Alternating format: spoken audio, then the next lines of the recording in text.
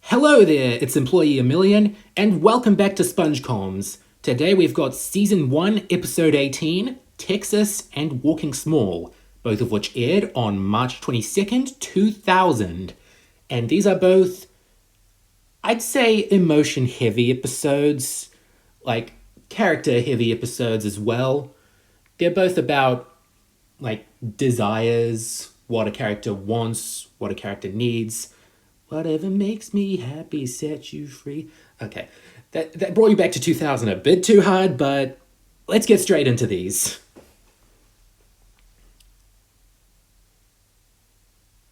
Texas was written by Sherm Cohen, Vincent Waller, and David Fain, and can I just say that's a really good title card? I do really like how they just have it be the Texas flag, but made out of Hawaiian bamboo sticks, and the little spray paint that they put on a lot of other older title cards gives it a bit of an atmospheric touch.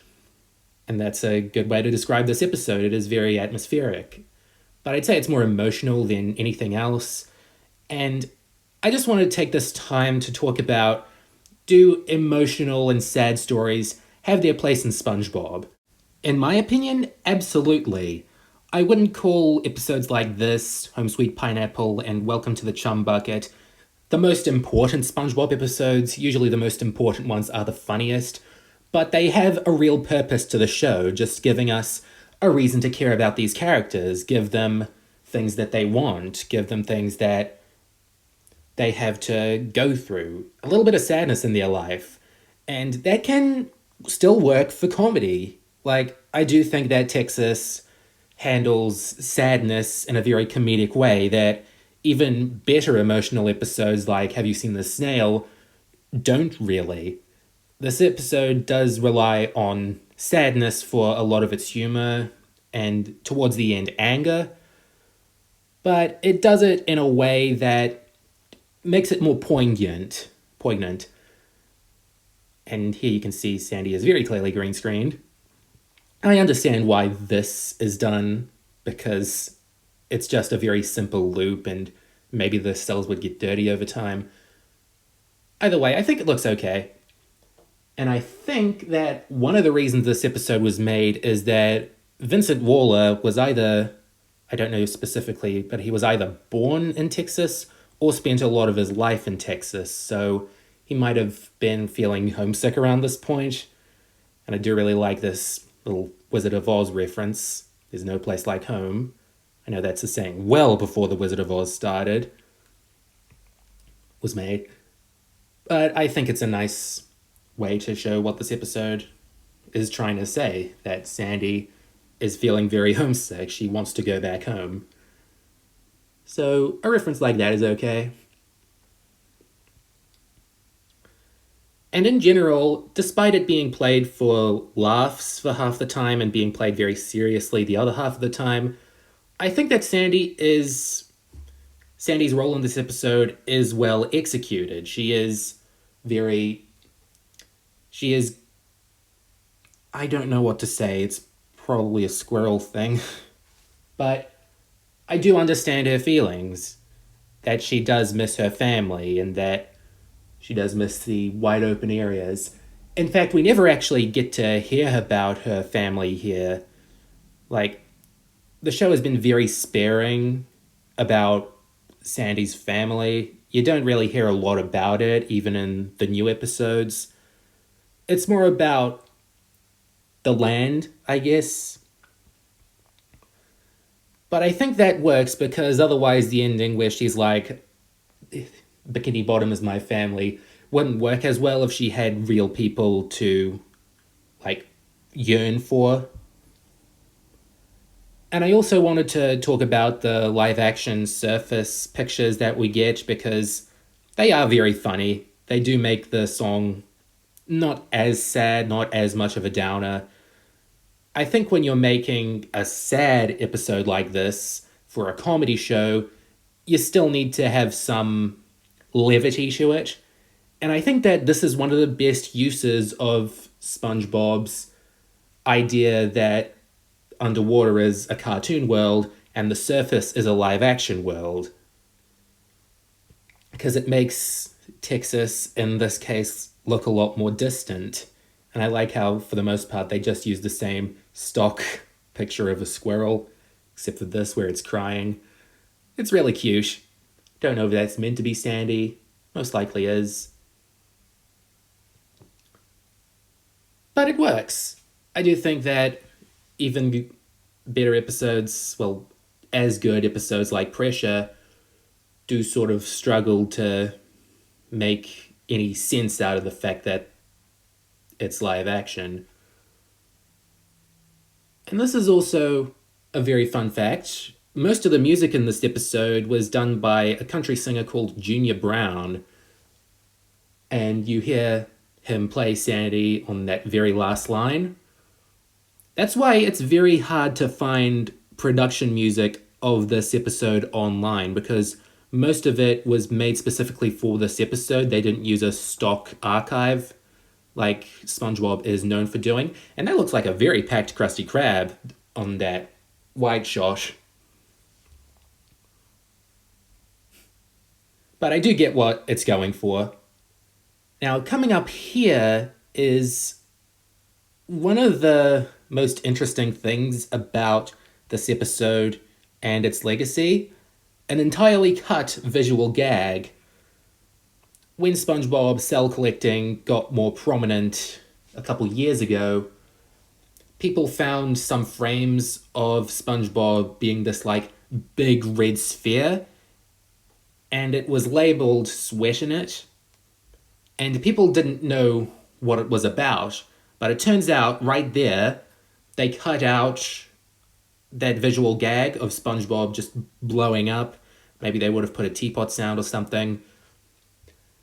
While I'm sad that it was left on the cutting room floor and we may never see it in action now that all the cells are being sold and found and far away from Burbank where these episodes are animated, I don't think it would have fit the scene because it might have been a bit too strange, a bit too quick, and SpongeBob's delivery, Tom Kenny's delivery of the line, is good enough by itself, where his passion of speech is very natural in terms of how desperate it's getting.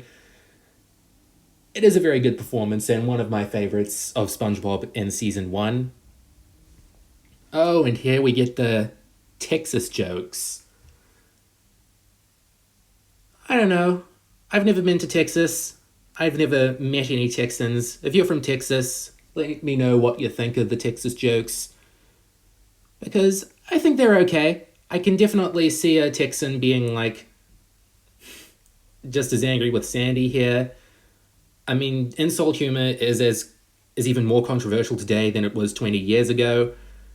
However, it is done to make Sandy angry, so I don't know. I guess there is some humor in it. After all, we do get some classic lines from it, like this Texas joke where SpongeBob has morphed into Texas. And again, it adds some levity to the episode. It makes it lapse back into comedy. Oh, and of course we get a good chase scene near the end. Because even though this episode is a sad episode for the first half and Let's Bash Texas episode for the second half, there is still tension. There is still rising stakes.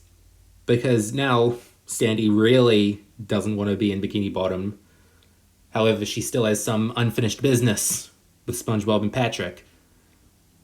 A lot more really good visual gags pop up in this climactic chase scene, I feel, because we do get more stuff like SpongeBob turning into Texas. We have like the rope turning into a SpongeBob shape, and of course Patrick exploding for no reason. I don't know why Patrick explodes, and I don't think that's the same. Oh, of course it isn't the same plant from Arg, but just a funny thought, maybe it could have been. And here's what I'm talking about now. Not too much to say about this because, I mean, the visuals speak for themselves, and unfortunately SpongeComs isn't a very visual medium. And the very end is very sweet. Perhaps one of the sweetest moments in SpongeBob history. I mean, there are a lot of heartwarming things, but this is more about just making you feel good and everywhere. Like, it goes to show that Bikini Bottom, SpongeBob, Patrick, and his friends do really care about Texas and making Sandy feel welcome at a home. And of course, we have Flats there before he goes on a butt-kicking spree. And of course, all the misunderstandings about what Texan culture is like. That is very cute. It is very in nature for season 1 SpongeBob. In general, I just think that SpongeBob and Sandy just sort of talking at the end here is just such a satisfying way to cap off the story. And of course, we get the whole Sandy's helmet clogging up again. Nice little callback to show how Sandy's changed. And this little thing at the end here, with all the fish gathering around, is a very good shot. I love it. And of course, the thing about home being where the heart is, or where people care about you. Haven't got much about Sandy's family, but yeah, when you don't consider that, it works in the context of an ending to make Sandy feel more okay at home. And I just love the gambit of emotions this episode puts me through. I do really love it. And I hope that you love it just as much as I do. And that's it. Walking Small was written by Aaron Springer, Eric Weiss, and Mr. Lawrence of Arabia. And this is a lot of people's top tier, one of their favorite episodes from season 1. And although I don't love it, I just like it, I can kind of see why. It is a very important episode in terms of building character and making you want to be a better person. Now, that sounds a bit pretentious, but this is an episode about assertiveness and SpongeBob needing to learn about being assertive. And the way they do that is very inventive by having Plankton, the villain, try to make him assertive in the wrong ways. And I do really like Plankton's role in this episode because this is the first time where he is not plotting to get the Krabby Patty secret formula. He's plotting to expand the business of the Chum Bucket, which is almost never brought up after this. He's just being a businessman here. An evil businessman? Well, you roll that dice. And a lot of Plankton's lines in this episode are really good. They are very memorable.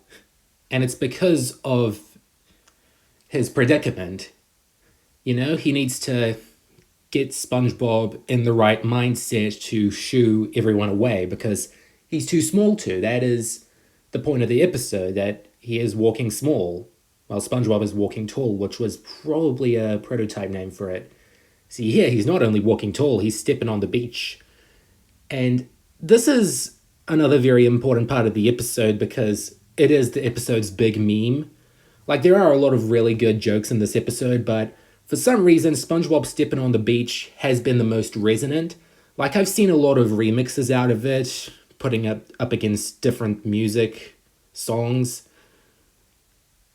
And I do think that it's very catchy for what it is. It works as a beat. More rappers should use it, if I'm being honest. And this is a very pivotal point in SpongeBob and Plankton's relationship as friends. Because Plankton, the first episode, SpongeBob sees Plankton as an enemy. In Fun, he sees Plankton as someone that he can befriend. And here, SpongeBob is just sort of, well, he can take advice from Plankton because they've had 2 or 3 encounters, they're now on good terms. It shows that SpongeBob has a big heart and a small brain. And that is very in character. Oh, and of course we have SpongeBob licking an ice cream cone. You know, when you get Aaron Springer to draw SpongeBob eating food, he will effing draw SpongeBob eating food for you. And of course we have the old megaphone coming back. And as far as assertiveness episodes go, I've seen better episodes like Bubble Vicious. I've seen worse episodes like Putting Your Hoof Down.